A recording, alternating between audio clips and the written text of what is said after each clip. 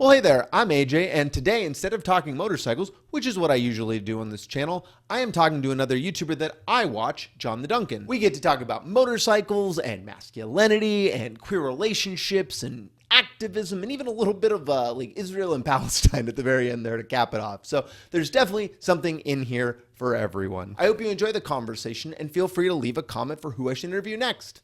I don't like being called a YouTube content creator, so I avoid that, but how would you describe yourself? God, how would depends who I'm talking to. If I'm talking to someone who's aware of YouTube stuff, I'm like, yeah, I'll do that. I do YouTube shit. A lot of the time, I just sort of ignore it with people who aren't in that world because I also like trying to be an academic. So I usually just say I'm trying to get a job in the university and struggling in that as well. Yeah, so that's specifically why I like your content. So you're in this realm of people that I watch because I want to try to a lot of the things you say, you help me add words to feelings, to concepts that like I know are out there, but I didn't spend a lot of time in the academic world. But your content is extremely academic sounding, and I think it makes it a little harder to access for that reason. So I look at your content and I try to take it and then I try to like kind of repackage it in my stuff for a more broad audience. But like, yeah, what are you doing in this academic world? Like, how did you get there? Why are you there? What are you trying to do? Well, how did I get here was I stopped being in academia for like a year and a half and worked outside in an NGO and was like, yeah, I fucking miss just working in academic settings, and applied for a PhD and just got into it. But at the start of doing that, I made a joke to someone saying I started the YouTube channel at the same time as like a way to practice research, practice teaching, practice presenting, speaking and all that stuff.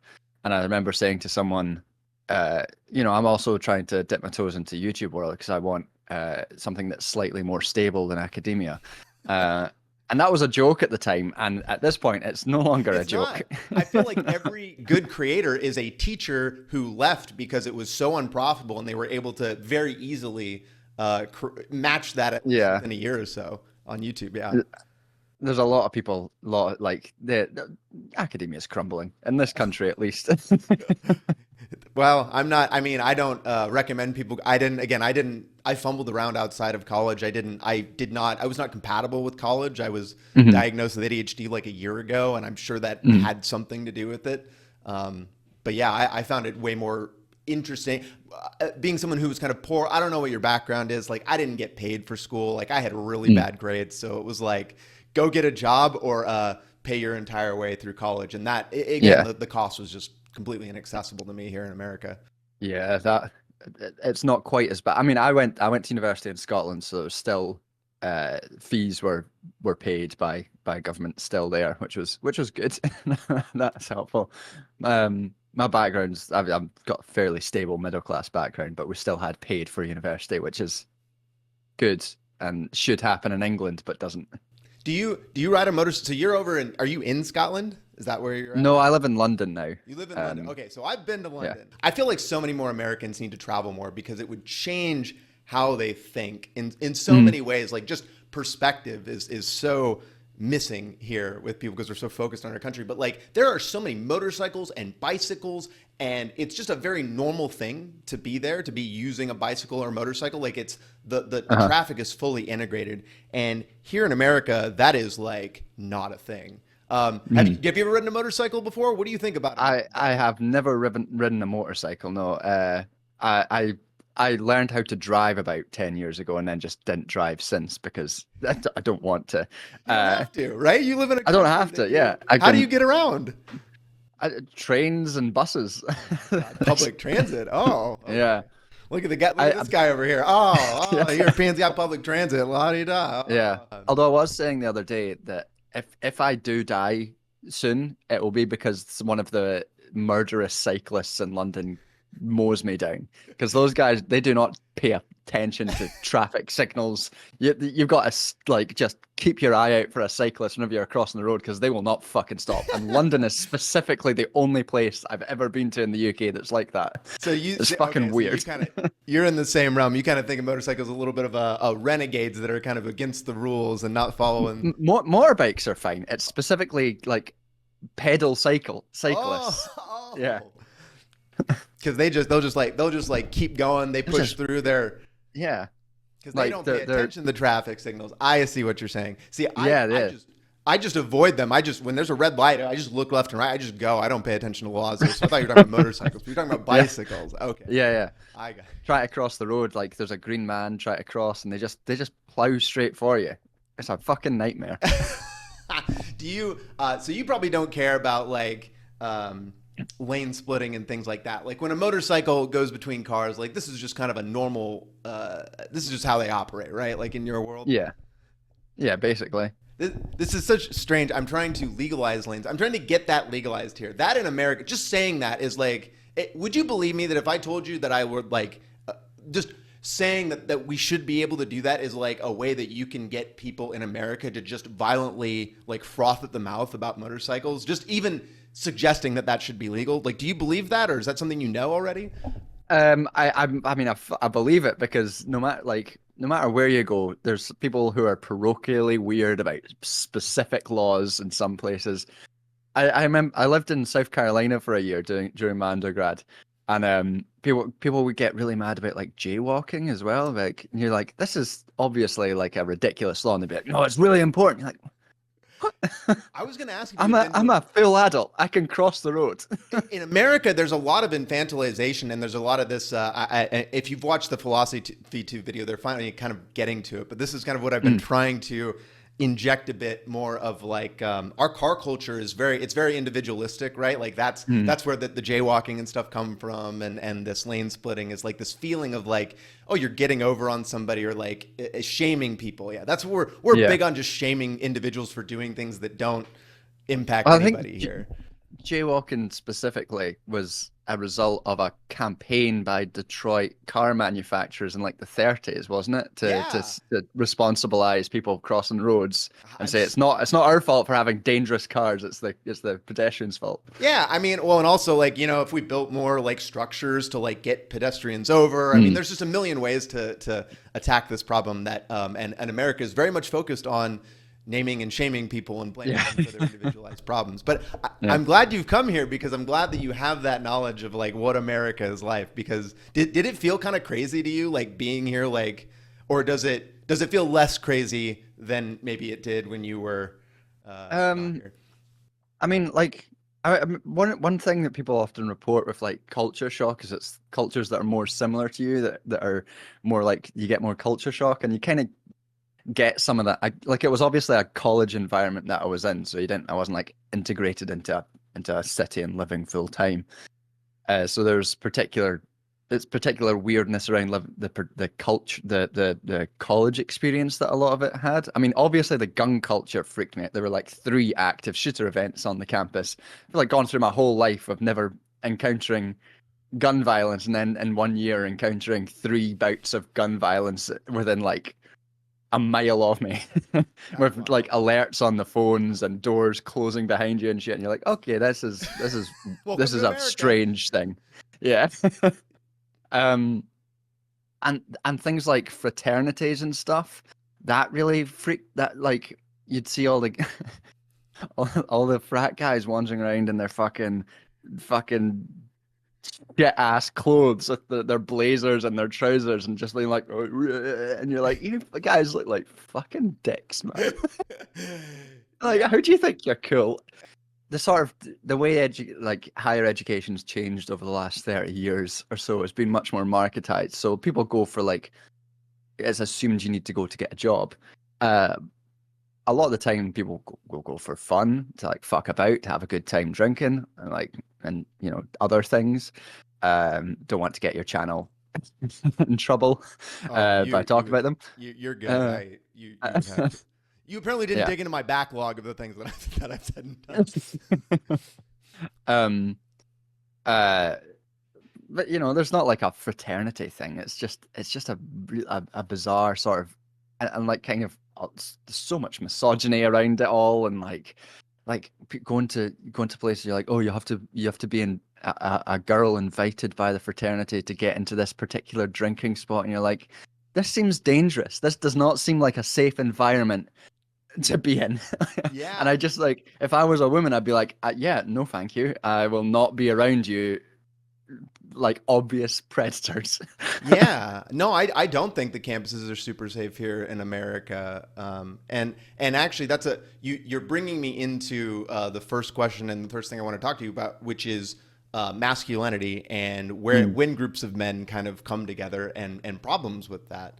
I think fraternities is an example, right, where you get a lot of the people thinking the same way, doing the same way, and there's a lot of like culture. You talked about it in your masculinity be about reinforcing masculinity and what yeah, purpose it has, like why it's valuable. What like why does society encourage men to not wear nail polish? Like why is this considered feminine and why is this bad? yeah. And why do we say that's bad? But in one of the things that started me down the road of creating YouTube content was because I was so frustrated with motorcycle communities, which tend to be men here in America, especially men in America. There's a little bit of that old school like hot rod culture, Yeah. automotive culture and like mechanical culture is generally a masculine thing here, especially in America. And you get a lot of that like edgy jokes, which I don't mind so Hmm. much. And then you start to get like queer phobia and then like a lot of like, F slurs and stuff. And, Yeah. like that just happens a lot. And that was frustrating for me. Not, it became less funny over time as I became more connected and met more queer people and like, but then it became a problem because I couldn't bring those people into those motorcycle communities because I knew that was a bad part of it. They weren't going to be interested in being around. They didn't have Yeah. the level of tolerance I have from just existing in an athletic. I played sports and stuff all through high school. I still do. And that's just Hmm. like that's where I got those first exposures to that type of attitude. I mask really well inside of it, but how can you kind of like summarize for people who don't really understand why that form of masculinity is bad for us ultimately, and some of the negative things that it does to men by kind of Hmm. constantly enforcing and doing that? Yeah, I mean, I think fraternities is actually a really good example of it, as in the US, is like something that has been passed down through generations to produce a particular kind of masculinity. Because one of the major things the about masculinity as a thing, and what uh, is often called hegemonic masculinity, is this notion of domination, like recreating a type of dominance over women and over feminine men, not the masculine type of men. And like fraternity, obviously, you got that example where we are the men who control access to this space, that particular people that we deem attractive, and obviously like we can exert a dominance over them by allowing them into this space to, you know, as sex objects, to objectify them. And we can exclude those men that we deem unworthy.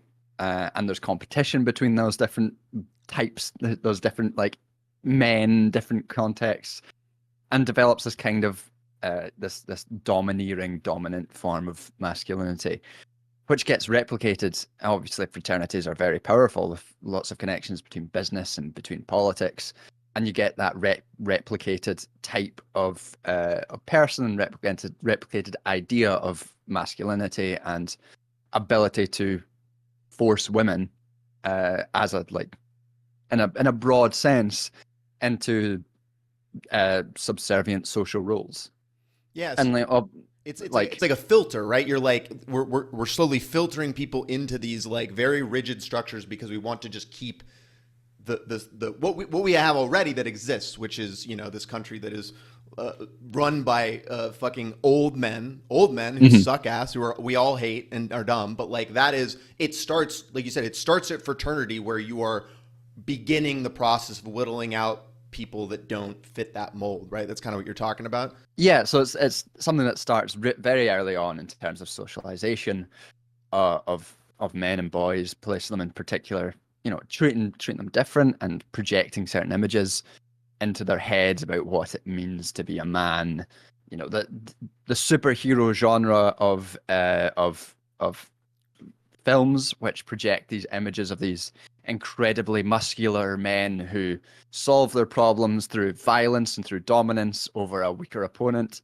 And that's all. It's interesting when you get like men pointing out that the unrealistic body standards of men projected by that kind of movie, and be like, why aren't feminists talking about this? And feminists are like, we are always talking about this, because that hyper muscular idea of masculinity that's projected is the masculine ideal, is this notion of being strongest, the best, the ability to beat down others with violence and to win, a not quite equal women, and through this violence, who's that's projected constantly.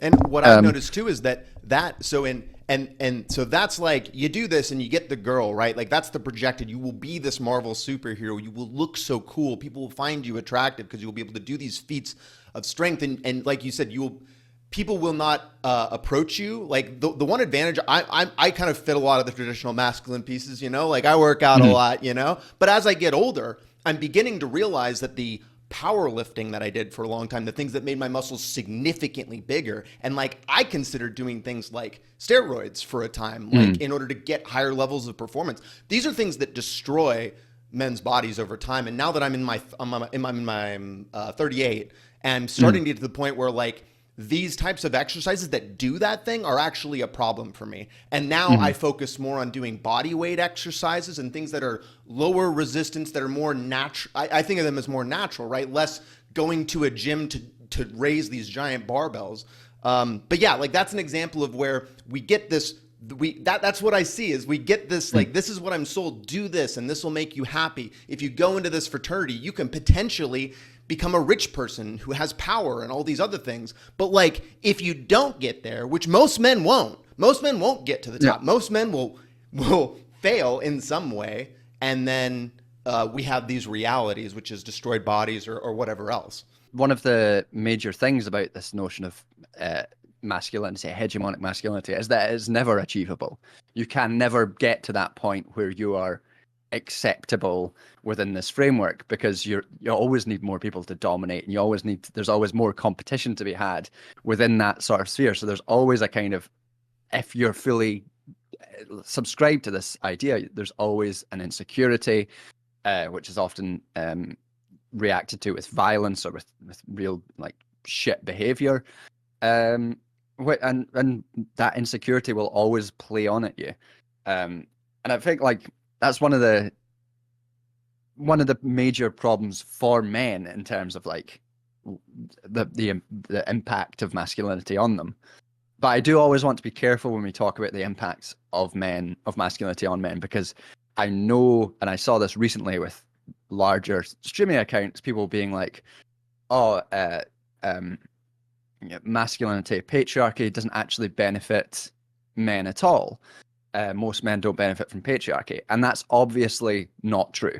Men make all the rules, right? I mean, they design it like you get a huge advantage there. Yeah, like, well, even if you're not one of the men who makes the rules, if you just live in a heterosexual marriage, the relationship between you and your wife is mediated by an entire structure, an entire reinforced economic form of domination between men and women in society that even the poorest men still benefit from. And I do think, while it's important to recognize the negative impacts and the insecurities and the fact that being part of an oppressive group of people impacts psychologically and the humanity of that group, you're still part of a class which does benefit from this relationship.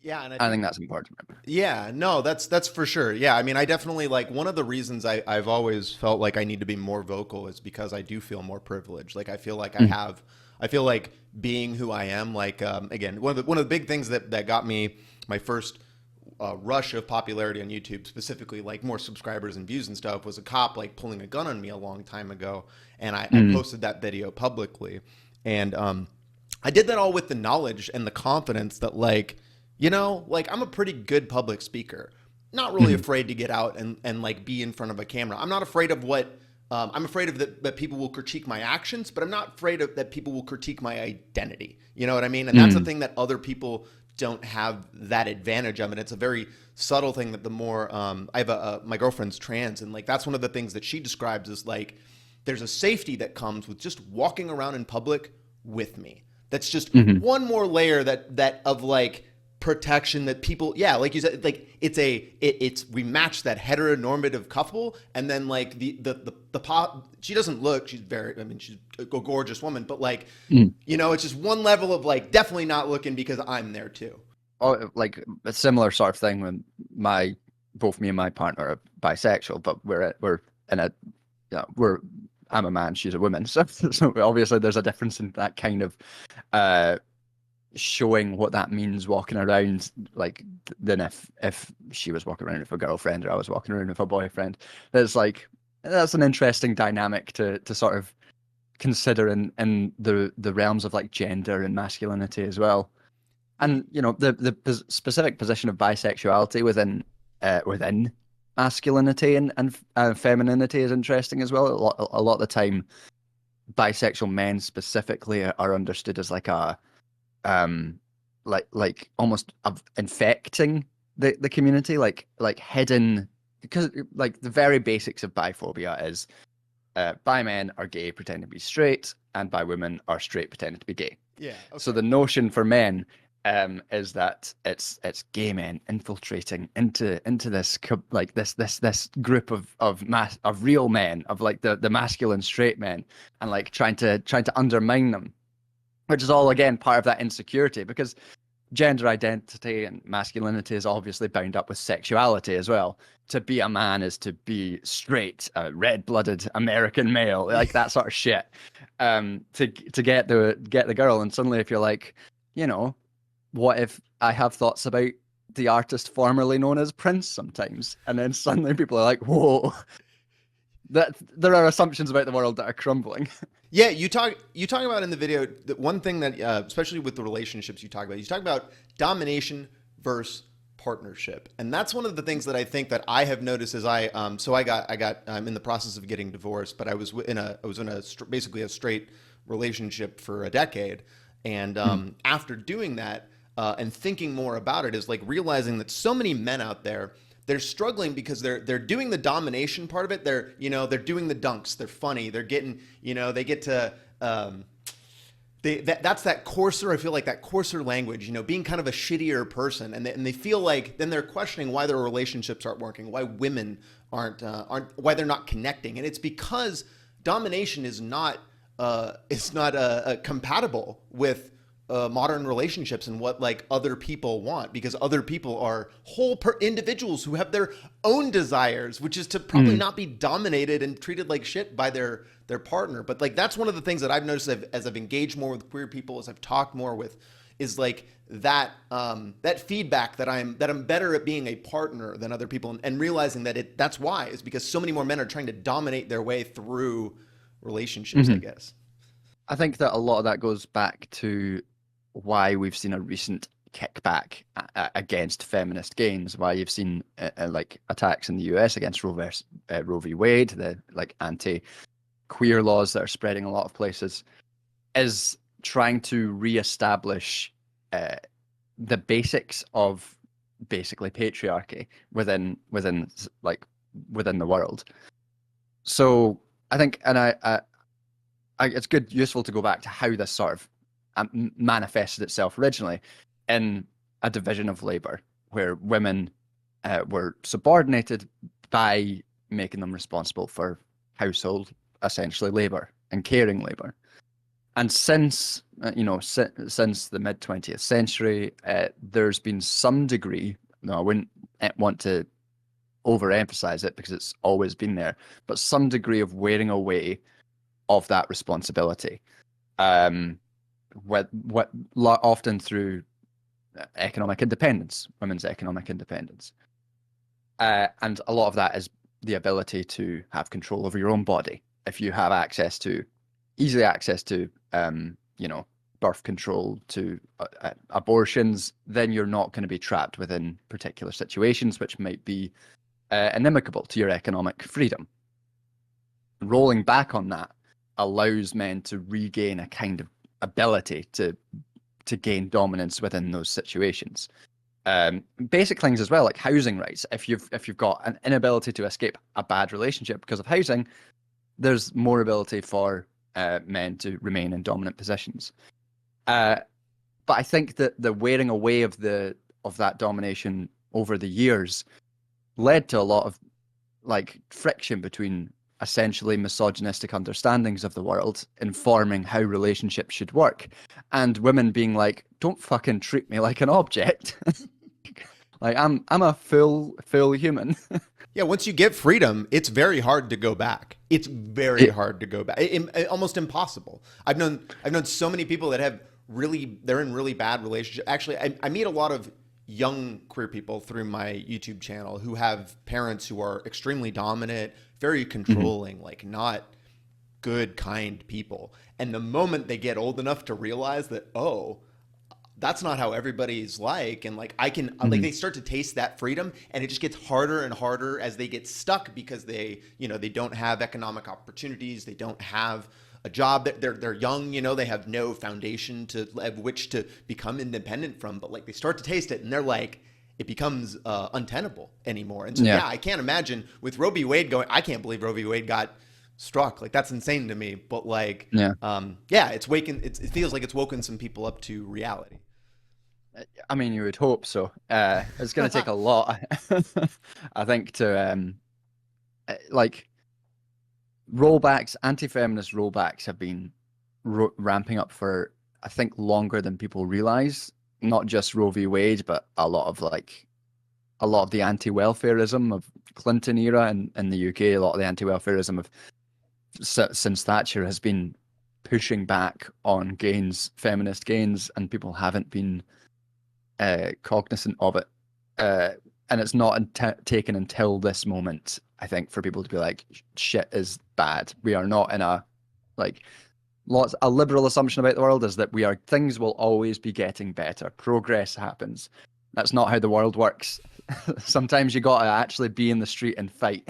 Yeah, and I want to get to that. I want to get to activating people later, for sure. I want to get close to the end of this part, but I wanted to when Roe v. Wade got rolled back, I think that part of it too is like, as part of people awakening, it's men being awakened that like women's rights, they're affected by them. Like a man. I know many men who did not really pay attention to abortion at all, and then when Roe got rolled back, they were like, I mean, I was kind of relying on having access to this feature to be able to not get pregnant. Like many men were like, oh wow, shit. Are there other places where men can wake up before that you see before big bulwarks fall down like Roe v. Wade?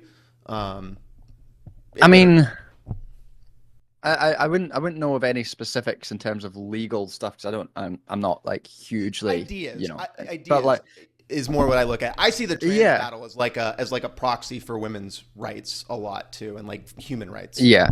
I mean, I think transphobia is generally a vector for producing fascism. Like, I think it's the attack on regulate. I mean, to connect it explicitly to feminist issues and to women's rights, is regulating gender and the expression of gender obviously impacts how cis women regulate gender as well. And has a cascading impact on how gender as a structure is re-regulated throughout society, which has impacts on wider gay rights.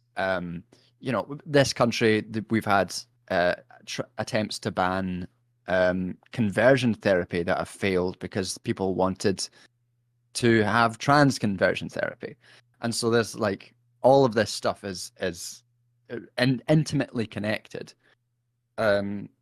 Outside of the explicit regulation of gender, like things, I think basic things like ensuring that there's housing rights and welfare rights that are equitable and fair, and allowing an ability to have economic freedom for everyone in society. These are feminist issues as well, because they allow women to break with, like in the most extreme cases, abusive relationships, and even in basic cases, like you hear a lot these days, especially in places like London, about people who've broken up but have to stay living together because they can't afford to move out.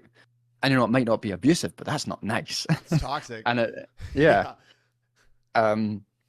Basic things like that are just like ways to look at the world where you just have a think about how, these things are bad for people in generally, but there are specific feminist, trans, gay, racial dimensions to all of these things as well.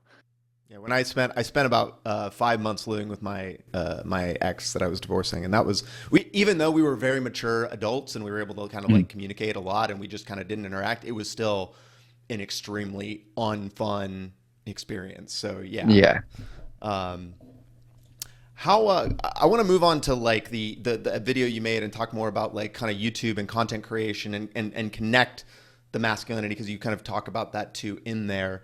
I have a lot of frustrations about YouTube in that so again, the policing is like is one of my big, like, I just see it as like the core of the problem, because police are how you reinforce all the bad things, right? If police don't exist, it gets a lot easier to convince politicians and stuff without that protection to like do what we want them to do, to start making real changes. I can't show a lot of police violence. I've had many videos that I've tried to make and create about that end up either they get the yellow, they either get unmonetized, or I've had ones that get just completely the private, where you have to be logged in and 18, and it will never be recommended to people. They have to go find it directly. That's a big problem on the YouTube platform. I try to post videos of taking people's crashes and then educate them on that. But if you put too many crashes, again, that's a ticket to the yellow icon and potentially lower push. Stunts, trying to show people exciting, fun things. People not even getting hurt, just like stunting. Is something that I can get pulled down off of TikTok and like all these platforms. Like they now see it and they stop pushing it to people unless it's an audience of people interested in like watching crash videos, like people that are into the spectacle of harm. Anyway, so that's some of the things that are frustrating to me about creating content on YouTube that impact my ability to like make the content I want in the way that I want it. What are some challenges that you find that you have? Do you have these similar issues, or do you feel like you can kind of just produce whatever you want to YouTube, and your problem is just getting YouTube to serve it to people? I mean, I am obstinate as fuck. So if YouTube doesn't want me to make something, I'm not like, and TikTok as well. There's a trend of people saying unalive instead of died and shit like that. It's like, I'm not gonna do that. I'm not. I don't give a fuck about this. Yeah. So I will just like I copyright shit. I've just spent about 2 days trying to get around chicken run copyright for my chicken run video. That's annoying. But the main challenge for me is things like the prep, because we are a product that YouTube sells, and they want us to be making more and more product for them to sell. And punish us for not doing it. The main issue for me is, like I said in that video, making sure I have enough time to produce something that I'm happy with in terms of the information and the care that I want to bring to a topic, without getting completely fucked by the algorithm or whatever. Because it takes me at a minimum 6 weeks to do everything I need to make sure I can produce something that I'm happy with people watching, and don't feel like I'm producing something that is not of adequate standard. But the YouTube just wants me to plug out shit and just keep producing shit. It's funny. Do you watch the creators stuff? The suggestions from YouTube, where the people at YouTube like tell you what you're supposed to be doing? Do you watch that? I think that would kill me. I don't. So Hey, well, let have me you tell ever what thought they about tell. this neat trick? Like, no, fuck off. Yeah, it is kind of like that a little bit. Yeah. I mean, this is the funny part. So when my channel blew up, so I'm at 150,000 subscribers now, but less than a year, like over a year ago, I was like 10,000. I mean, I was like nothing. Mhm. Shorts was the thing that blew me up, and I chose to use Shorts because it just felt more accessible. I realized that Mhm. there was a lot of motorcycle content out there, a lot of the things I had already done. I could package smaller. I'm better at doing it in a small chunk, and it's easier for my brain to wrap around it. I think like the bigger Mhm. projects I struggle with. But in YouTube they tell you quality is important. They say quality is the most important. Posting things that your audience loves, that's what's Mhm. important. But quality is like not the word I think they mean. I think that's what you just said, right? It's like they actually don't give a shit about quality. YouTube doesn't give a fuck about quality. It gives a fuck No. about posting content and getting it into people as soon as possible because people are just churning through watching Yeah. video after video. Um, Like yeah, it's true so that so I have a my lot of the same community. struggles about quality and producing something that is accurate, that is safe, that is telling people good information. Mm. Do you stress about your numbers and stuff like that, or how do you think about those things, or how do you avoid the harder parts of the worst parts of YouTube, to not just post constantly, whatever, to get growth? Yeah. I mean, I used to worry about it more. I, I like I've not got a huge number. I've got like 41,000 subscribers, and from that, I've got like relatively high, um, like Patreon subscribers to YouTube like ratio, which is like a product of like it is true that my audience does care about the quality of the stuff that I make, and that's generated that particular kind of audience. That doesn't mean that YouTube gives a shit about it, but that's what my particular audience likes. Do you So I have a sort of a degree of stability. It's not great. I am just taxable in the UK in terms of the money I make. Um, uh, but like to make sure I don't stress enough about it, and I do stress because I stress about like making like paying rent and shit. But the way that I don't stress is by taking on outside work, by doing other things, and by applying like trying to also have a career in another area as well. Like I'm not making this not my life, this whole thing, and I don't think it's a sustainable way to have a career. So I'm not putting all my eggs in this basket in terms of how to like live. Yeah. Um, So you yeah, are you look at employment outside of YouTube as like you basically see YouTube as a thing that you can do, you can produce stuff for, but you don't look at it as like a thing that you're ever going to do full time or I like mean, I to do the do it full exclusion. time, but like at this moment, and have been doing it full time for a long time now. I've been doing it for about 4 years, um, 4.5 years. Uh, but I don't see it as like a career to keep me around for a long time because I just don't think it's sustainable in that way. Um, I think of in terms of I speak to people who are like trying to get into content creation sometimes, and have been like TikTok famous and things like that. And in terms of like length of time in which you can have a career on YouTube versus TikTok, YouTube's much better Yeah. because it encourages like an ability to engage with an audience and build like a thing. Whereas TikTok's like be on a trend, 2 weeks, you're out, you're done.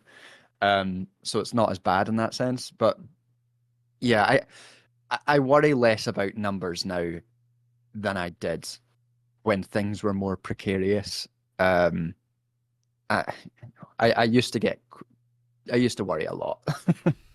Do you read your comments and stuff like on the little YouTube app or not? Do you like Yeah, I read my comments and uh, I get annoyed.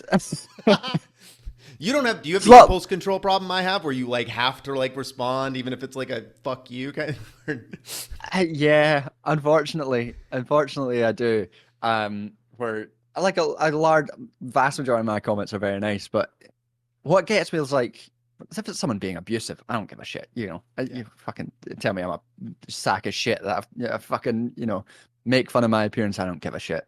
It's when people there are there are certain things people do that get to me, like.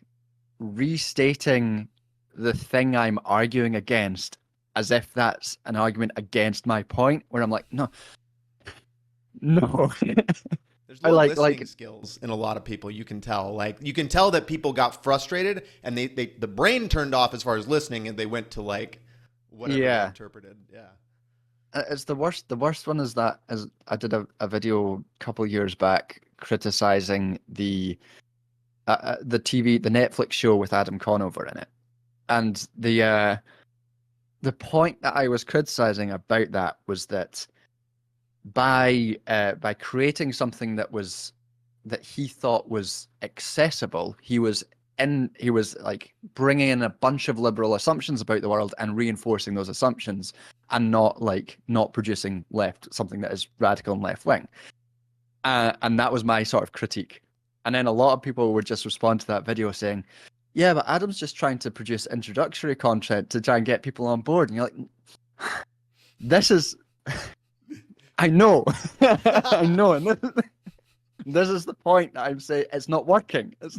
Yeah. And that's sort of like, and it's when people don't, I guess it's when you've not engaged properly with what I'm saying that it gets really annoying. And I have no ability to just ignore it. To just walk away. I have become uncomfortable with the fact that I make a lot more money than the people in my audience. Like, one of the things, and that's because I have a professional career that I've existed in for a long time.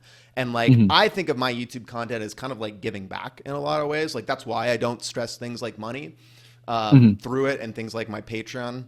But it seems like other creators are less interested in that. It seems like a lot of the creators that I followed, and like, I don't watch as much anymore now, a lot of the ones that I they create content. Again, it's very placating is what it feels like to me. It feels like action, in the same way that like posting something on Twitter can feel like action. I'm learning. I'm watching someone else do a debate stream, and like I'm learning what they're, like that piece. But then like the reality is that creator like kind of doesn't really live, I feel like, that type of life, and they don't live those values in the same way that I feel like I do, because I have I'm capable of, because I have a full-time job. But I mean, I think that ultimately YouTube is a venue of pure discourse, and then similar with Twitter is like what you can do on here is only discursive, and that you're producing things to say to people, and that's not on its that basic fact not on its own is bad. It's like lots of things are just saying things to people. Newspapers, which have been used in revolutionary struggles, have often been are that same thing. But the issue is, it's so individualized, it's a corporate platform, and it funnels money very unequally to particular people who follow particular trends. And like, bar a few examples, most people who make a lot of money on YouTube do so by just following the trends of what YouTube wants. So there's a reason why streamers exist, and it's because it's really profitable, because you can make lots of content, make it fast, do easy low rung shit that doesn't make people question what they're actually watching, to say like, I don't know, it's easy for a streamer to say the most important thing to do is actually vote for Joe Biden or something, because that then the audience doesn't have to question. They don't have to go, well, maybe actually this isn't, maybe something more challenging is going on. Maybe actually voting for Joe Biden isn't good in itself, or maybe it's not. Maybe there's other things to do that are more important. But the streamer makes money by being unchallenging and allowing people to follow and feel like that they are, like you say, feel like that they're doing something revolutionary by supporting the individual and not actually doing anything that like within a revolutionary or social activism or anything. So like, my social activism is supporting a streamer. And there's that I remember a Vosh tweet about that, where it was like, it may have been someone else, like, oh yeah, I stream to millions of people, and it's every day, so I do activism every day. It's like, yeah, you don't. yeah. That's frustrating. Those are the types of things that I find to be frustrating. And sometimes I catch myself even thinking it, which is why I am like trying to be aware of that is like sometimes I feel like I'm doing things, but sometimes I feel like the things that I've done have been the things that I did outside the internet and then brought to the internet to talk about and show people and be like, look what I did. I'm just a normal guy and I did this. You can do this. You know, that's kind of I guess that's kind of been my goal. Yeah. And I don't think producing like entertaining content is bad. I don't think it, like, I'm fucking doing a chicken run video, not because I think it's producing revolutionary content, but because I think it's going to be fun and people will enjoy it. I thought you said it was. I thought you said Chicken Run was communist. Probably was like a communist, whatever. It's communist, yeah, it's communist, and I believe it's communist, and I will say it's communist. Propaganda. The lines around being tongue in cheek and being serious are blurred significantly there. I mean, you think it's a good film, right? Like you think it's the original Chicken. I fucking love it. Yeah. I fucking love that movie. I think the value of media criticism, in the same way as saying Shrek is a queer masterpiece, is bringing out things that are within the text which you can use to illustrate wider points and to bring people in an understandable way. So like, you know, the current one that I've been working on, there's a whole bit about why there was a big bunch of dystopia films in the 60s, and it was changing modes of production under capitalism and producing certain anxieties and fears. But you could talk about that in the context of Chicken Run. Mainly people are going to watch that because it's fun to watch me in a chicken costume saying this claymation fucking children's film is communist. Oh, you got a chicken costume? That sounds you bet. Amazing. I got a chicken costume and I put my I've got a Lenin pin from Eastern Europe and a transgender Marxism pin. I've got that on it. How do you handle you mentioned also in that video, the isolation on YouTube? Like I mentioned, I got my own place and I finally noticed like how isolating and like lonely YouTube work can feel. And I don't even know how to like share that with people. Like, how do you get around those types of things? Do you feel that the same way or? Yeah, I do. Especially, I've become less trusting recently of people that I meet online because of let's be clear, because two people that I considered friends ended up sexually assaulting people. Oh, wow. And people that I don't want, and you know, realizing, and this isn't unique to YouTube. This is obviously happens across the society, but like realizing that you just sometimes can't trust people in the community, and that makes you more careful and about engaging with other people who are maybe doing the job, which is an easy way to make friends. I used to have group chats of people that were friends and YouTubers that are no longer active anymore because of things like that. And you know, that is hard to not have people to talk to in a similar career, people to engage with your work and interest in ways like that. And you know, while I've been doing this, the other thing that I was doing was a PhD, which is massively isolating, especially in my university, which is a strange university which doesn't have undergraduates. So a lot of my stuff was just sitting in front of a computer in my flat doing my work. And I guess the way I found around that was just trying to build. I made a lot of effort when I moved back down to London to build a social life here, an active social life with friends and with groups that I was involved in terms of activism, and even basic things like where I live has a gym attached to it, and I've got a bunch of friends in the gym now that I like talking to, that gives some degree of community and staves off, you know, the loneliness. So finding people offline was your solution to having a online job that kind of made you feel nice. Yeah. And I think that's important. The thing you mentioned about disconnecting with people on YouTube. So I have been trying to do. I've had a lot of friends like in person. I don't know. I'm a very social person. Again, I've worked a job for a decade, so I've met people through my career that I'm friends with, and like I still talk to people from high school and stuff. But I have noticed that YouTube people they seem more like I just am looking for like best practices. I'm just trying to be the best person I can be. part of like you reaching out to you for an interview was me being like, how do I make these, like, how do I start drawing these connections together to, you know, not only get my audience connecting with more people that have other ideas that I want to share, but also like, you know, building the YouTube connections and becoming a better creator by learning from other people. But like, I have noticed how many YouTube people just seem very not interested in engaging with me at all sometimes. And maybe that's why, but it used to be getting burned. Yeah, I mean, I know a couple of YouTubers who are bigger who and have been on the platform for a very long time who used to be much more open to talking to new people and to engaging with new people, who have just been burned many times by people that they don't know, and who now just exist by closing themselves off, which is a shame for the community. I'm not even sure if it's right, but like it's hard not to do so when you have been personally burned by people.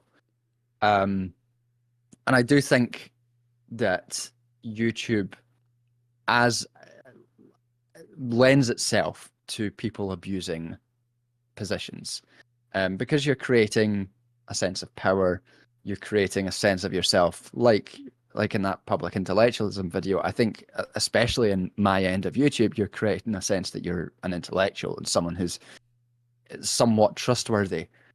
And there's power dynamics that begin to get established between people and audiences, even if the audience is someone who has a lot of social power themselves. So all these things get kind of, you're creating like basically mini celebrities, and celebrities are famously well adjusted. I've been honestly, it's surprising to me how many online people do really bad things, because I'm like, to me it seems really stupid. Like to me, like going online seemed like nothing but risk, and I was like, well, if I do this, boy, there could be people in my past who like I haven't always been the best person. I've made mistakes in my life. If someone were to like see that I got popular on YouTube, 150,000 subscribers, that's nothing. Now I realize, like, now that I'm there, I'm like, oh, this is nothing. Like, you need to be 1 million more to actually have that. That's what feels like actual influence and power to me, is in that ballpark. But yeah, I'm surprised how many people are just doing extremely unethical things publicly, because I guess I do see the ability to build power over people. Like, I see that in their own little fiefdom, you know, whatever niche of YouTube. But like at the same time, it seems so risky and dumb, because it just seems like the easiest place to like that, like the easiest thing to take away, exposing yourself. People just aren't rational. Oh, well, I guess maybe that's it, right? That's the addiction of power. Maybe though, the moment they get a little bit of it, they start taking advantage of it like instantaneously. And I mean, I've had people like reach out to me like with DMs. I think you also mentioned like getting solicitous DMs or something like from your public channel. Was that you? Did you talk about that at all? I don't think so. I don't think that was I must.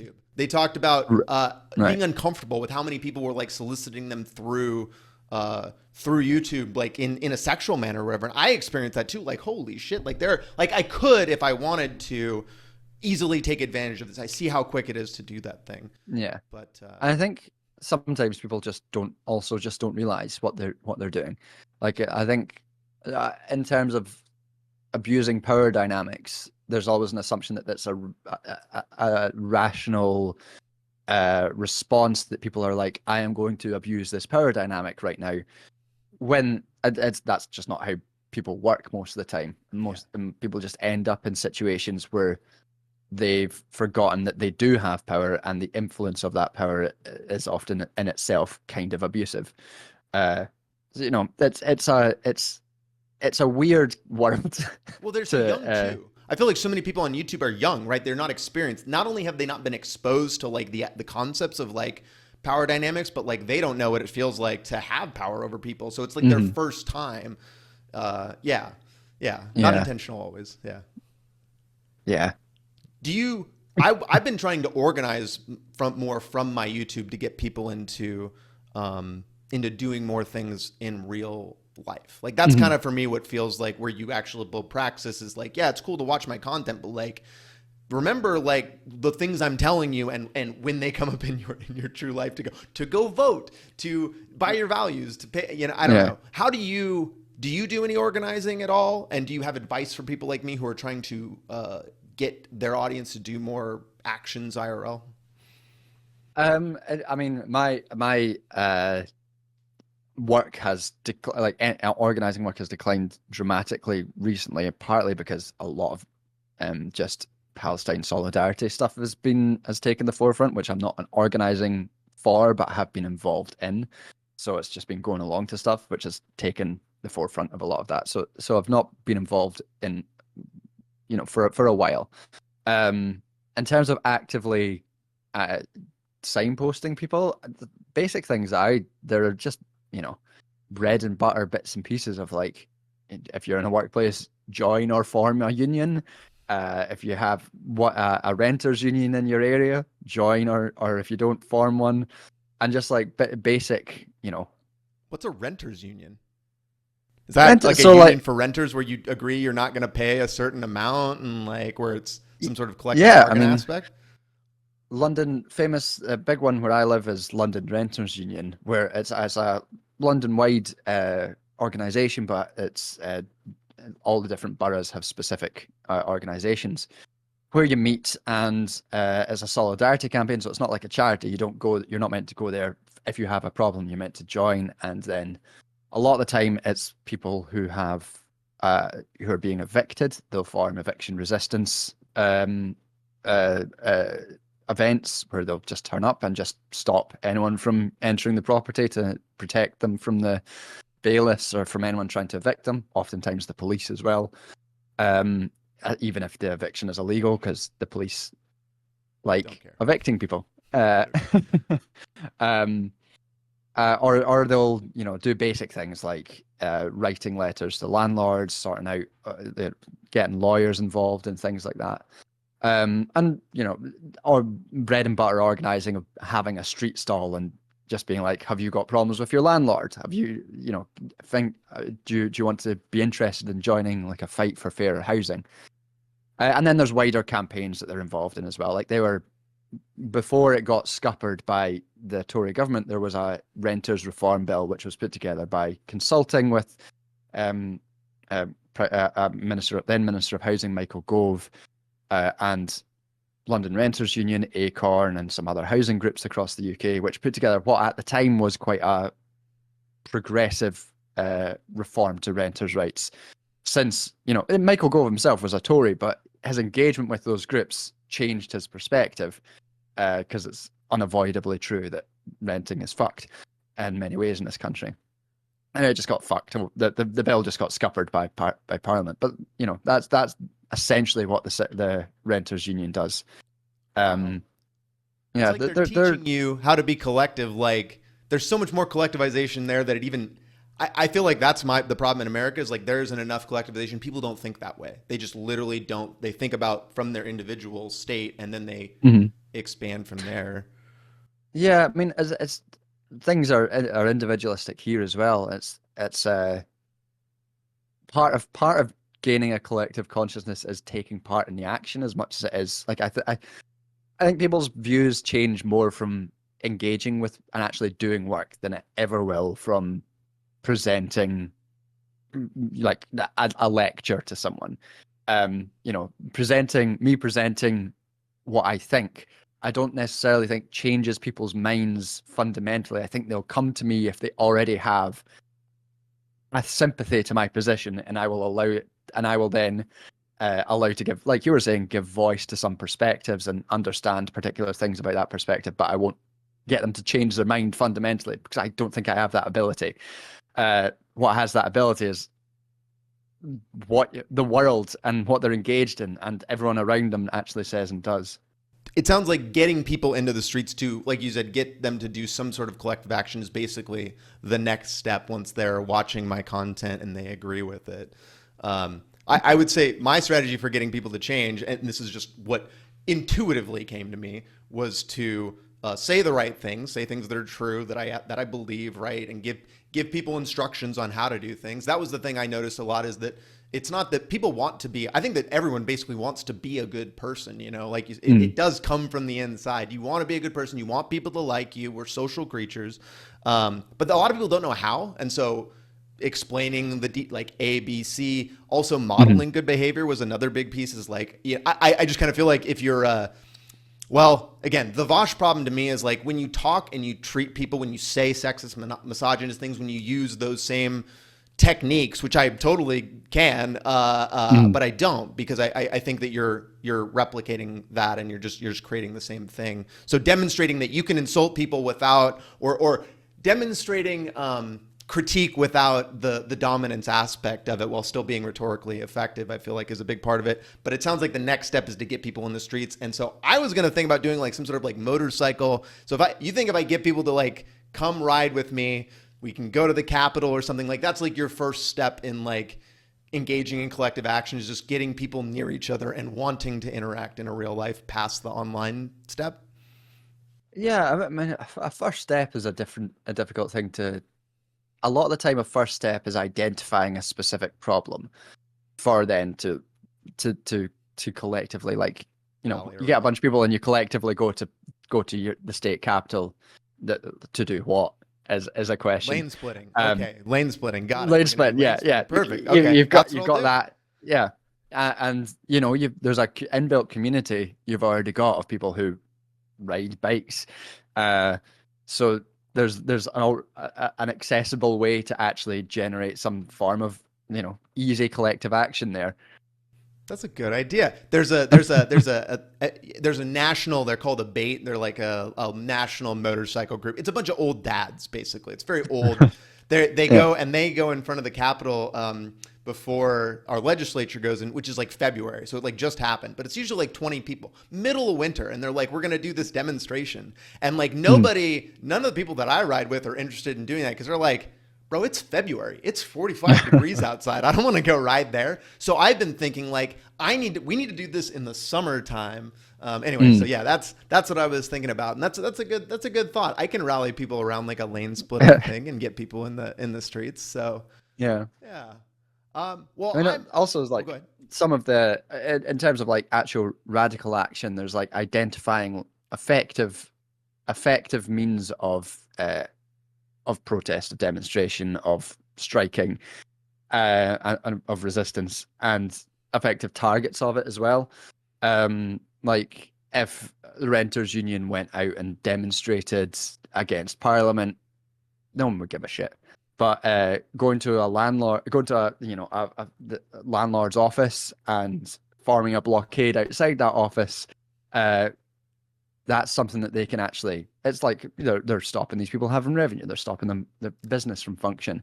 That's an effective way to demonstrate against that particular person. You're gonna have trouble, I think, with lane splitting as a policy. There's not really many direct action ways of beyond. Protesting the direct action individual has just been doing it. It's extremely illegal. Just do it, and I've been encouraging other people to do it. And I've been demonstrating and teaching people how to do it safely, like what the rules are, when to not do it, how to not do it.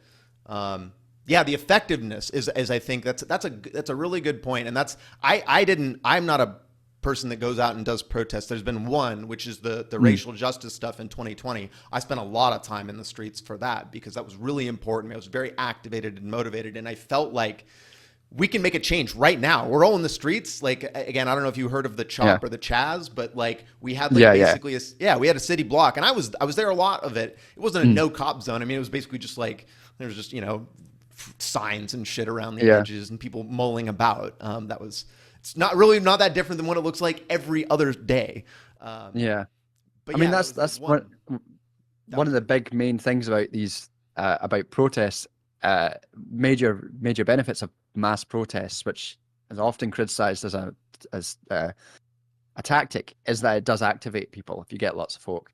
And then the trick is, which lots of organizations are bad at in the UK, the Palestinian Solidarity Campaign has been notoriously bad at retaining people and getting people active, like in local groups and doing the boring and hard work of organizing. Here's a leaflet to a local group that you have to come to if you want to engage in, and we will discuss strategy on a Wednesday night at 8 o'clock. Is that what I It's like have? Do I have to do that to be like? Is that what I need to get to do? Like to be effective? you need a way to organize. You need to get people to come to a meeting, to discuss what you're going to do, to have a plan, to do it, to set up safety protocols, to set up Oh. things like especially things like Palestinian solidarity, to set up arrestee support networks and things like that. What to do if the police are angsty, basics, ABCs of like forming a protest. You're probably less likely to have to worry about that stuff if you're riding to a state capitol building and protesting, because the police, I don't think, are going to be particularly hostile to that. Oh yeah, yeah. That's a good point though. Is that there are a lot of it is complicated, and the more I try to do it, the more I realize, yeah, organizing people like people need. Yeah, what do you do in this situation? What do you do in that situation? And what Mhm. happened? And thinking about the broader context of what could happen. What happens? Like I saw Proud Boys. I saw far right people come in when that chop shit came in their fucking body Mhm. armor and stuff, and it's like, what do you do in that case? Yeah. One of the we can close this out. You've mentioned it a few times, and I know it's important. And I haven't talked a lot about it, but like the Israel Palestine piece, you did a great video on it. I've talked only briefly about it, which is just to say that like I think war is fucking horrible. I think people dying is fucking horrible, and like I think it should just stop. We should do whatever it takes to stop. I think violence and resorting to violence is very bad and weak, and it's not a it's a failure. Again, like it's rich people making decisions and poor people dying. I mean, that's just how I look at war. So is this an ethical? Do you think I should be talking more about it other than to say I've said that like a handful of times? Or yeah, Um, I or think whether you want to talk about it is a decision that I think, should make on your own. I don't think you should listen to me about whether or not you should talk about it. What I would say is that if you were talking about it, I wouldn't encourage you to talk about it in the framing of war, because it's not really a war. It's a very one-dimensional campaign of genocide that has been ongoing, and it's similar. Like, what Israel is as a state is very similar in my mind to frontier United States.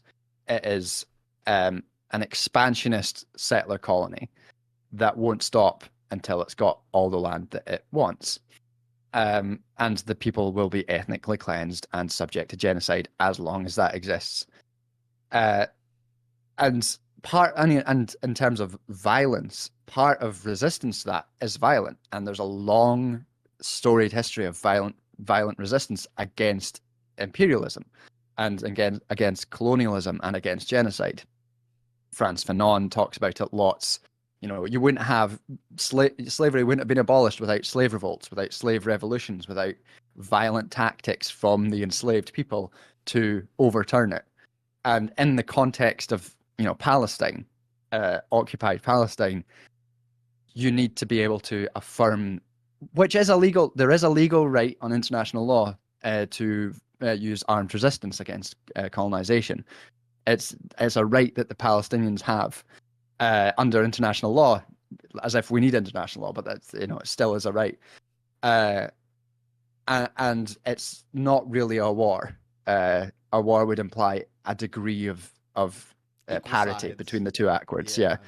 Yeah, and it's not. I think the things that we can do in this country to our countries, the imperial sort of poles, central centers of power, is to try and cut off aid to Israel, particularly military aid, and as a lot of people have been doing here in this country, blockading or protesting the arms manufacturers.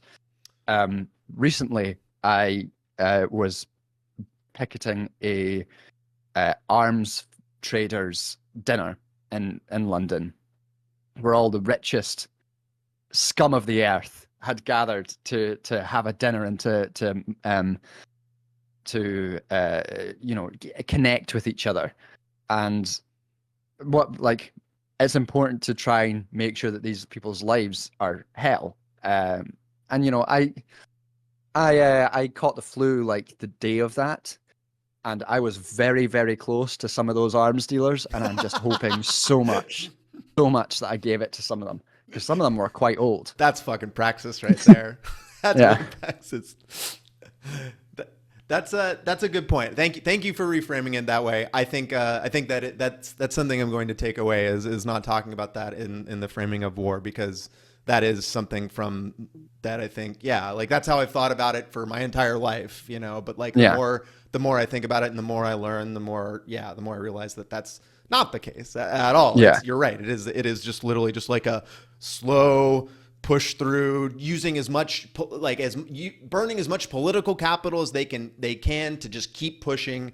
I think that sending arms to Israel, like it always seemed a little sus to me, but like now obviously like watching, I just hate like the idea from a very selfish standpoint. I think every American should be able to get along with like the reality that like your money is just being blown up, you know, it's just literally transforming into these machines that are just exploding and then into nothing. And we're not getting, like, if your life sucks, if you're an American and there's something that's not fun about your life, you don't have enough money, you know, your job isn't paying you well enough, you can't find a good job. Like, these are all solutions that like the money that is blowing up there could have like helped us with. I think you can be very self-interested and still come to that conclusion. But like from a non-self-interested, like it's horrific watching what's happening over there. So yeah, thank you for that framing. And I really do agree. The thing you said about showing up to people's, man, if I knew where my legislators were like regularly had dinner and stuff, I would absolutely be like more interested in engaging in IRL political action.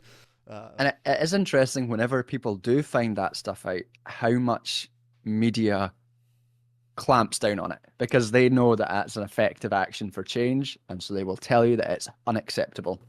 Yeah, the flight tracker, you know, the Elon flight tracker, and that moving on to Taylor's, when it became a Taylor Swift, and seeing the Taylor Swift litigation then come down, realizing, oh yeah, I mean it's all rich people, like don't get it twisted, like yeah. John, what else? What would you like to share? Where would you like people to come see you? What would go for it? I mean, just JohntheDuncan everywhere is where I'm at. If you want to watch some serious videos, if you want to watch some videos about Chicken Run or Shrek, I got them too. I haven't watched your Chicken Run one, but I'm going to. I'm going to recommend the two: the Masculinity, and then the one on saving the public intellectual. I'm extremely uncomfortable with the idea that I'm a public intellectual, but I also kind of like just know that people are doing what I say and are being influenced by me. So that was it was a great video to watch, and it sparked me to reach out to you. So I'm glad you made that. I'm glad you watched it. Yeah. And I'm glad you reached out. It's been a nice conversation. Sure. I enjoy meeting other creators. I don't get to talk to other people about this shit. So and I have not been burned. So So I'm just waiting for that. But yeah. All right. Just wait until my many bodies get discovered. That's why you moved from Scotland. You left. Yeah.